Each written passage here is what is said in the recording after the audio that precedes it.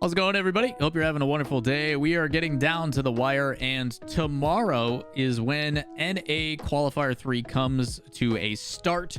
We're going to find out which teams are going to be performing. If you guys haven't checked out the previous videos, we have put into detail the first round matchups of what are to be expected. And you've got some pretty tight ones based upon the rankings, and we'll take a look at that as well. Where these rosters are going to be going head-to-head and a chance to completely eliminate their competition when it comes to the tiebreaker scenarios and everything else. Some things that are going to come into play. G2 has already qualified. They're locked in. Gen G in second place is in a pretty solid spot with like top 8s. You've got Luminosity with a little bit of advantage. When it comes to teams and stuff like Dignitas, NRG, Pirates on a Boat, Shopify, Space Station, OG, there's a lot of teams that are in that kind of middle of the pack that are in like the 14 to like 10, 8-point range, where it's like if they make quarterfinal and you don't, you're knocked out. They've got themselves a chance. So it's really going to come down to how Swiss goes. You're going to need to see teams like Space Station, instead of going 3-2, Luminosity going 3-2, need to be those teams that go 3-1 so they can play the teams that are 5, 6, 7, and 8 in the quarterfinals, rather than having to go up against top dogs and getting knocked out and missing out on those 4 valuable points. So a lot of things on the line. If you don't know what I'm talking about with the rankings, again, already qualified. You've got some teams that are in that. Dignitas does have the tiebreaker advantage with that 1 extra point. But with all of these teams, again, quarterfinal match is, say you get like OG in the quarterfinals and they get to play someone like M80 who's struggled. Now you get a chance to not only knock out your competition and leapfrog them in the points, but you're basically guaranteeing yourself a spot as long as you don't see like a Pirates on the Boat, you know, able to get an upset against their quarterfinal match on the other side. So you have the ability to control your own fate, but let's talk more specifically about what that looks like. Playoff scenarios, always shout outs to Direct. If you guys don't know Direct, he's the official RLCS statistician. He does this for every single regional. Link of this will be in the description down below. These are kind of the easy check, like cheat sheet. If you are a fan of a certain team and you're like, what do we need to do to make sure that tiebreakers don't matter? If we do this thing, we qualify. This is the like TLDR super quick way of doing it. That's on the first tab in the standings. But let's look at these other teams. We don't have a G2 tab because they've already done it. If we go to Gen G, if they make the 2-2 round, so if they are 1 game away from making top 8, they have clinched a spot. Statistically, points wise, they're good.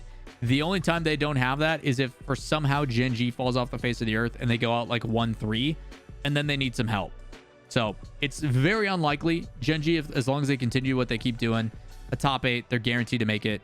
And even if they don't make top 8, even if they don't make the playoffs, as long as they're in conversation to compete for the playoffs, they will make it through. With Luminosity, they're 1 point behind that. It gets a little bit more complicated. Luminosity, to guarantee a spot, needs a top 4. That's the super short version of it. If Luminosity makes it to the semifinals, they are in, they are fine. If they make top 8 like they always do, is what it seems to be, they need a lot of help. They need a lot of help, and they're trying to, in order to clinch, they basically have to leapfrog Gen G. So they need Gen G to fall off the face of the earth, but it's very unlikely. So if they do end up making top 8, they need a lot of help. And some of that is precedent off of Gen G playing worse. So they need some statistical help. Realistically, if they don't make the playoffs, then some of these things happening, they basically need the competition below them to also lose as well. So they're hoping that the ones in line, like they either need Dignitas to do well or nobody else. So again, a lot of these teams are just going to be focusing on the teams that are ahead of them in the standings doing consistently. Or if you're in that middle of the pack, like for Dignitas, it's a little bit more complicated. Because they have that point differential, them winning puts them ahead. Obviously, they're good to go. But when they start getting outside of that, like if they take second place, if they go to the grand finals and they take second place, they can't have the teams below them beat them because that point differential will work not in their favor. And that's what's basically showing here, right?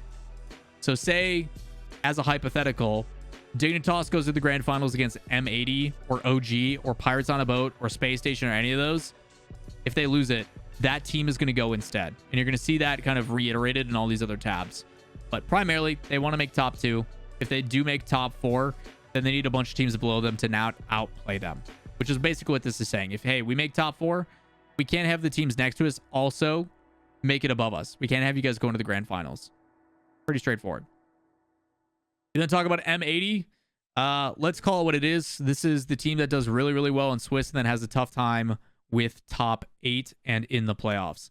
In order for them to guarantee a spot, they have to win, which is the same for a lot of people. But if we go to the more realistic side of them going into the playoffs, if they make the playoffs, which they have done, they go top 8, the things that they need to happen, not only do they need to go top 8, they need Dignitas to finish worse than them by 2 points, or 2 rounds.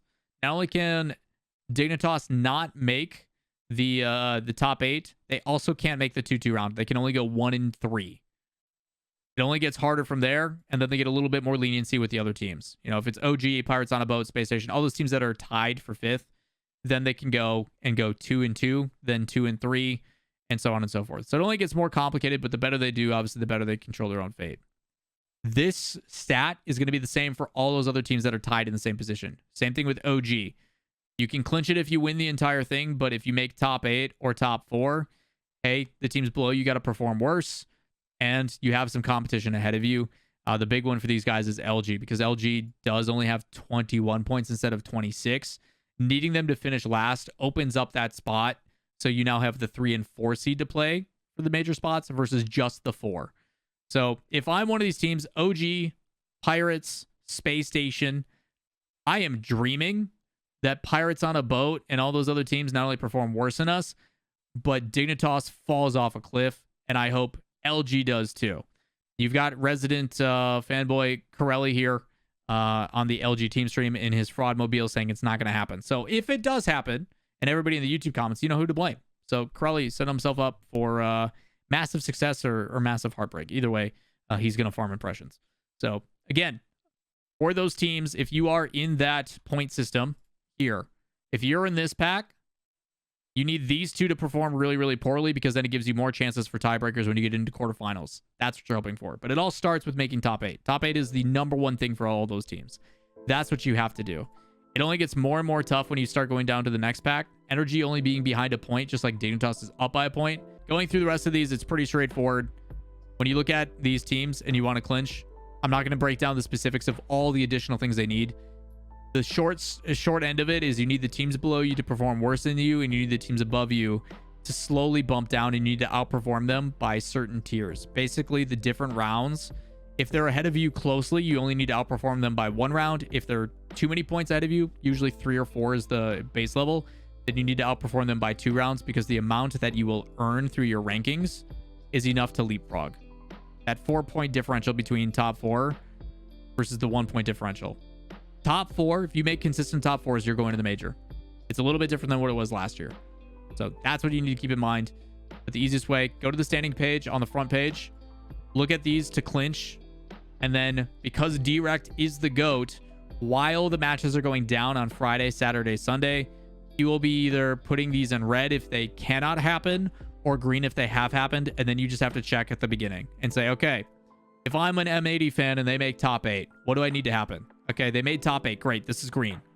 Now I need Dignitas to not go better than 1-3. Okay, did Dignitas go better? They went 2-2. Shoot. Okay, that one's red. This can't happen. I need M80 to now make top 4. What do they need to make for top 4? And you're just going to continue to follow that through with this document, which again will be in the description down below. So overall, if you're talking about teams that have the best chances, obviously the teams with the most points, but you're looking at a big weight tie. I reiterate what I said at the beginning of the video. Teams that are finding themselves in those quarterfinals, the Space Stations, the OGs, the M80s, you can't go to the 3-2 round. You need to make sure you finish out your series. You go 3-1, because if you do that, if you go 3-1 or 3-0, that means you are playing the seeds 5, 6, 7, or 8, which should be an advantage unless we have some crazy upsets, which, I mean, it's Rocket League esports, so it always is going to be that way. So my focus is what's going to happen with Shopify. Is Shopify going to bounce back? Are we going to see a team that didn't qualify before, Boulevard, play spoiler? Maybe they can come in and upset some people because statistically they're kind of out of the running. Again, there's some big upset potentials. Teams like Snowmen, Young Whippersnappers and stuff can still make it, but it's going to be tough and they need a lot of help. So a lot of exciting things to pay attention to. If you guys want to see those live in action, stop by the stream, twitch.tv/Lawler. I'll be doing watch parties this whole weekend. It's going to be me and the dog. I think my girlfriend's going out of town. So I'm going to be locked in and counting down to see who the heck is going to be making it. Should be a lot of fun.